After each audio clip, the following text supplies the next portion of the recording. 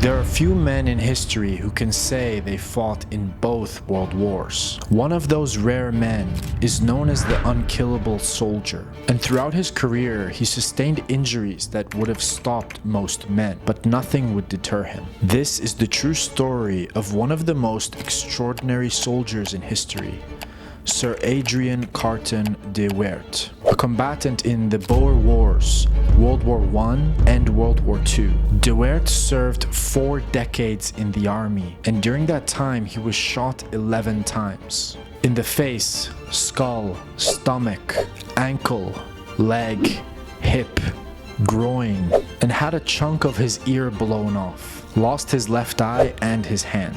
Not only that, but he also survived 2 plane crashes. He was a prisoner of war and even tore off his own fingers after his hand was mangled by shrapnel. Later, when he described his experiences of the war, he wrote, "Frankly, I had enjoyed the war." Born in 1880 in Belgium to an aristocratic family, Adrian Carton de Wiart was destined for a conventional upper-class life. His father was a well-known Belgian lawyer, and his mother was Irish. And his parents sent him to be educated in England, where he would spend most of his teenage years. In 1899, the Second Boer War broke out between the British and the Boer republics of South Africa. Adrian was 19 years old at the time and craved a life of adventure, and he would soon abandon his law studies at Oxford and secretly join the war. In his autobiography, he wrote, quote, "At that moment, I knew once and for all that war was in my blood. If the British didn't fancy me, I would offer myself to the Boers." In the end, after coming up with a fake name and age, the British would take him up in their ranks as a volunteer, and he was sent to the front lines in South Africa. All the while, his father still believed he was studying at Oxford. While fighting in South Africa, Adrian suffered 2 serious gunshot wounds to his leg and groin, forcing him to be sent home to Britain. When his father learned that he ditched university to join the military, he was furious, but eventually he came to support his military pursuits. His close brush with death in South Africa ignited a profound commitment to physical fitness. He diligently engaged in running, shooting,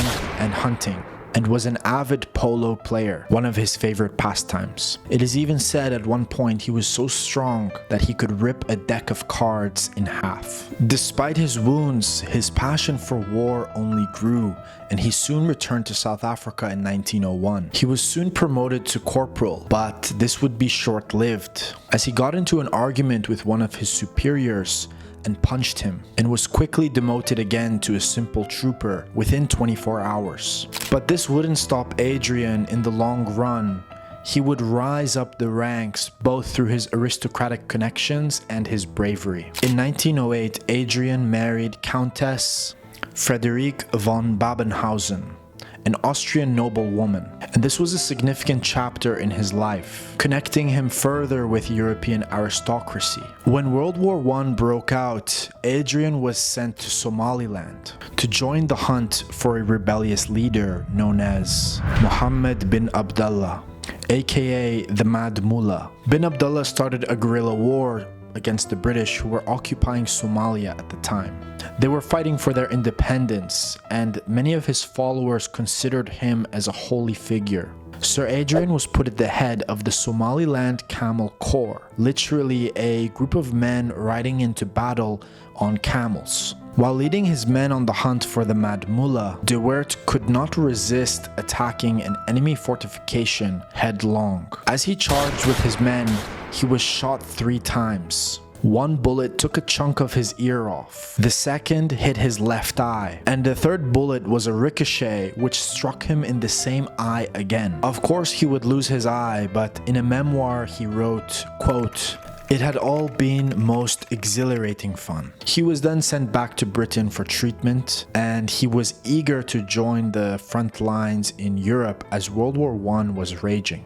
The British Army was concerned about appearances and asked him to wear a glass eye. They feared a man with an eye patch would make their regiments look weak and injured to the enemy. Carton de Wiart agreed. But while in a taxi leaving the hospital, he found the glass eye so uncomfortable that he simply tore it out and threw it out the window and put his eye patch back on. When Sir Adrian joined the Western Front in 1915, his first major engagement would be at the Battle of Ypres. And while on march with his men, they came under fire by German artillery. One of the explosions caused a piece of shrapnel to hit his hand, mangling it so bad that only 2 of his fingers were left, dangling by the skin of the palm of his hand. His watch also embedded itself inside his arm. In the field hospital, the surgeon was hesitating whether or not to amputate the arm. So Adrian just goes ahead and rips off the 2 remaining fingers from his hand, forcing the surgeon to amputate the rest of his arm. At this point, he could have easily been reassigned to a cozy desk job somewhere far away from the front lines. But he comes back to the army and tells them he wants to be redeployed and continue fighting, despite the fact that he was now a one-armed, one-eyed amputee. Sir Adrian would go on to participate in the Battle of the Somme, where there were reports from his men saying they witnessed him running into battle and pulling the pins out of grenades with his teeth and chucking them at the enemy, not to mention being able to shoot and reload his trusty revolver with one hand. Sir Adrian was known for his intense and bold personality, and at one point during the war, he took leadership of 3 squadrons who had their commanders killed. They were lacking communication without any radios, field telephones, or messenger pigeons. Despite being one-armed and one-eyed, Sir Adrian took control and personally ran back and forth between the regiments to relay orders. For his exceptional bravery and leadership, he was awarded the Victoria Cross, which is the British equivalent to the Medal of Honor. After this, Sir Adrian would go on to fight from battle to battle, continually exposing himself to injury and death. For example, in the trenches of the Delville Wood, nicknamed the Devil's Wood, he was shot again, but this time through the back of the head, but he still survived. During 3 subsequent battles, he was shot again through the ankle, hip, leg, and ear. But miraculously, after every stay in hospital, he was able to return to full mobility and return to fight. After World War I, Sir Adrian was assigned to Poland as part of the British military mission during the Polish-Soviet War from 1919 to 1921. During this conflict, he served as a liaison officer for the Polish forces, offering advice and coordinating efforts between the British and Polish militaries. He had a crucial role in helping Poland secure its borders against the Soviets. By 1923, at the age of 43, he finally decided to retire in Poland, a country which he had grown fond of. He went on to enjoy his quiet and wealthy life in the Polish countryside. But that didn't last long, as soon Poland was invaded by both Germany and the Soviet Union. This was the beginning of World War II. His quiet life came to an end, and he was forced to acquire a fake passport and flee the country via Romania. Upon returning to the UK in 1940, one of the first things he did was enlist in the army at the age of 60, with one arm and one eye. He was asked to oversee joint Anglo-French missions to halt the German invasion of Norway.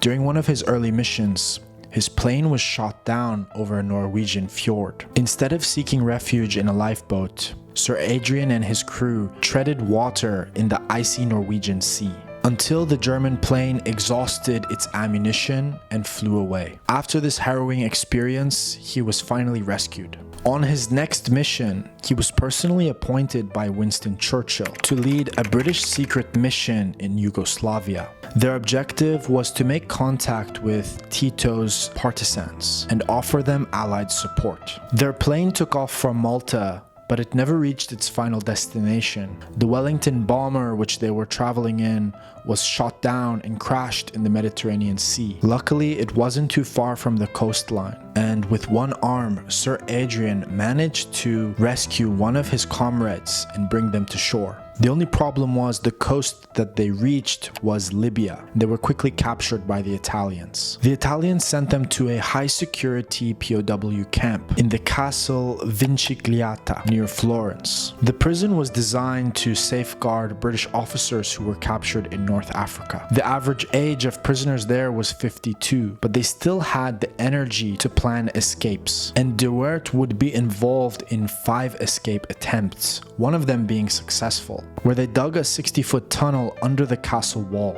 It took them 7 months to finish the tunnel. Their plan was to dress like Italian peasants and hide out in the countryside. This might not have been the best of plans because one of them had an eye patch, one arm, was covered in scars, and could barely speak a word of Italian. So they were eventually captured after 1 week on the run. De Wiart was quickly sent back to prison, but just a few months later in 1943, Mussolini was ousted by a coup. This new Italian government was still allied with Germany, but behind the scenes, they were negotiating for an armistice. They needed someone to act as an envoy, and de Wiart was the perfect candidate. After 9 months of being a prisoner of war, de Wiart was looking a little bit scruffy. His captors offered him a new Italian suit from a well-known tailor in Rome.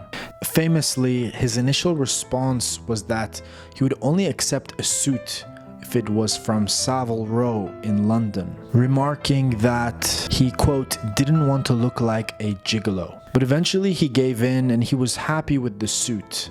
And in August of 1943, he was flown in secret to Lisbon to attend the negotiations with General Castellano, one of the chief negotiators from Italy. And after an agreement was reached, he returned to the UK later that month. Sir Adrian would only have a month to rest before Winston Churchill appointed him again to a new position, this time as a special representative to Chiang Kai-shek's nationalist government in China, where he would serve from 1943 to 1947. Compared to the adventure and danger of his previous assignments, his time in China was relatively calm. It was primarily diplomatic, aimed at strengthening the alliance between Britain and China against the Japanese. In that time, Sir Adrian became close friends with Chiang Kai-shek and his wife. But when he came to meet Mao, he couldn't stand him. That's because de Wiart didn't trust Mao, and he was a staunch anti-communist. During a dinner party when Mao was delivering a speech about how great his faction was and how brave they were fighting against the Japanese, de Wiart interrupted him, saying, quote, what they really were doing was to keep looking over their shoulder to see what the Generalissimo Chiang was doing first. Mao pretended to take no offense and simply laughed it off. Sir Adrian was never afraid to express his disdain for communism and would often do so in the presence of Mao. He would stay in China as an envoy until 1947. All in all, General Adrian Carton de Wiart's life was more dramatic than fiction. When he finally retired, he moved to a family estate in Killindarnish, Ireland, and he spent his next years there writing his memoirs, hunting, fishing, and spending time with his family. On June the 5th, 1963, Sir Adrian would finally die at the ripe old age of 83. He died peacefully in his sleep at his home in Northern Ireland, surrounded by his family. His death was the end of a remarkable life, filled with adventure that saw him through some of the major conflicts of the 20th century. Ironically, despite all the dangers and risks he took throughout his life ended quietly in retirement.